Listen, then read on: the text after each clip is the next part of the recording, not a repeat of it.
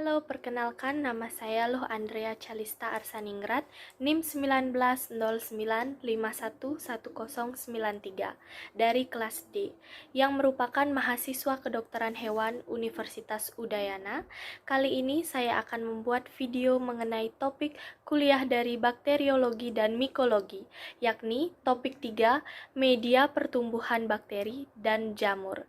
Tujuan saya membuat video ini adalah untuk memenuhi tugas dari mata kuliah bakteriologi dan mikologi veteriner FKH Udayana. Media pertumbuhan bakteri dan jamur, pengertian, fungsi, dan manfaat. Media pertumbuhan mikroorganisme adalah suatu bahan yang terdiri atas campuran nutrisi atau nutrien yang digunakan oleh suatu mikroorganisme untuk tumbuh dan berkembang biak.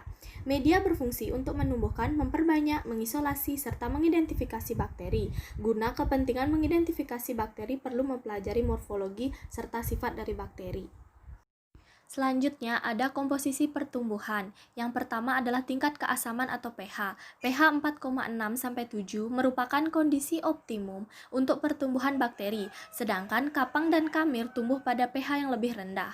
Yang kedua adalah suhu. Berdasarkan kisaran suhu pertumbuhan, mikroba dibedakan atas 3, yaitu psikopril. Psikopril yaitu adalah kisaran pertumbuhannya 0-20 derajat Celcius, dan mesofil itu kisaran pertumbuhannya 20-45 derajat Celcius, dan termofil yaitu adalah kisaran pertumbuhannya di atas 45 derajat Celcius. Yang ketiga itu adalah nutrien. Suplai nutrisi sebagai sumber energi dan pertumbuhan selnya. Unsur-unsur dasar yakni karbon, nitrogen, hidrogen, oksigen, sulfur, fosfor, zat besi, dan sejumlah kecil logam lainnya. Dan yang keempat ada oksigen. Berdasarkan kebutuhan akan oksigen, mikroba dibedakan atas 4 kelompok. Aerob yaitu adalah membutuhkan oksigen, anaerob tidak membutuhkan oksigen, anaerob fakultatif yaitu adalah membutuhkan oksigen atau tanpa oksigen, dan yang terakhir adalah mikroaerofil yaitu adalah membutuhkan oksigen pada konsentrasi yang lebih rendah daripada konsentrasi oksigen yang normal di udara. Dan yang kelima adalah tekanan osmosis. Suatu tekanan osmo akan sangat mempengaruhi bakteri jika tekanan osmo lingkungan lebih besar atau hipertonis. Sel akan mengalami plasmolisis, jika sebaliknya sel mengalami hipotonis menyebabkan sel membengkak dan rusak. Dan yang terakhir adalah sterilitas. Media harus dengan keadaan steril. Nah, selanjutnya itu adalah macam-macam media berdasarkan bentuknya. Yang pertama, media padat merupakan media yang mengandung banyak agar atau zat pemadat kurang lebih 15% agar sehingga media menjadi padat. Yang kedua adalah media semi padat, merupakan media yang mengandung agar kurang dari seharusnya atau kurang lebih 0,3% sampai 0,4%, sehingga media menjadi kenyal, tidak padat, dan tidak begitu cair. Yang ketiga adalah media cair, merupakan media yang tidak ditambahi bahan pemadat, umumnya digunakan untuk pertumbuhan mikroalga, seperti gambar di atas. Dan selanjutnya itu berdasarkan komposisi atau susunannya. Berdasarkan komposisi media dibagi atas 3. Yang pertama adalah media alami atau non-sintesis, yaitu adalah merupakan media yang disusun dari bahan-bahan alami yang tidak diketahui secara pasti dan biasanya langsung diekstrak. Contohnya seperti tepung, daging, telur, dan ikan, seperti tomato jus agar. Selanjutnya, ada media semisintesis, yaitu adalah merupakan media yang disusun dari bahan alami dan sintesis. Contohnya, yaitu kaldu nutrisi disusun dari pepton, ekstrak daging, NaCl, dan aquades.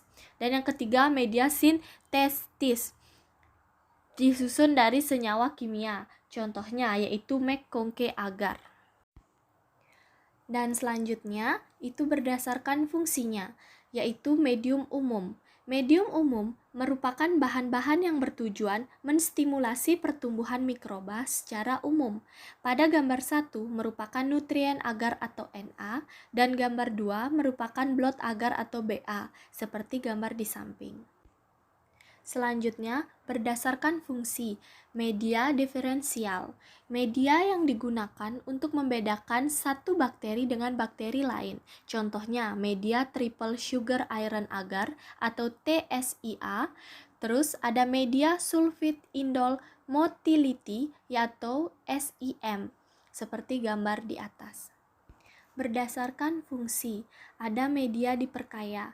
Media diperkaya adalah media yang dirancang untuk mendukung pertumbuhan mikroorganisme. Media tersebut memiliki konstituen nutrisi yang mendorong pertumbuhan mikroba tertentu. Contohnya, kaldu selenit atau kaldu tetrationat untuk memisahkan bakteri Salmonella typhosa dari tinja, seperti gambar di atas. Berdasarkan fungsi, media selektif. Media selektif adalah media yang memungkinkan suatu jenis mikroba tumbuh dengan pesat, sementara jenis mikroba yang lain terhambat. Contohnya, McConke agar atau MCA, seperti gambar di samping. Berdasarkan fungsi, media uji atau identifikasi. Media uji atau identifikasi adalah media yang digunakan untuk identifikasi mikroba. Contohnya adalah Mueller-Hinton agar atau MHA, seperti gambar di samping. Berdasarkan fungsi, medium perhitungan jumlah mikroba.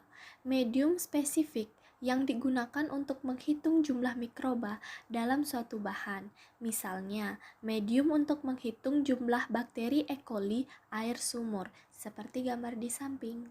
Baik, sekian dari penjelasan saya tentang media pertumbuhan bakteri dan jamur. Saya ucapkan terima kasih. Semoga video saya ini bisa bermanfaat bagi kalian semua. Dan saya mohon tekan tombol like, komen, dan subscribe. Sampai bertemu di video selanjutnya.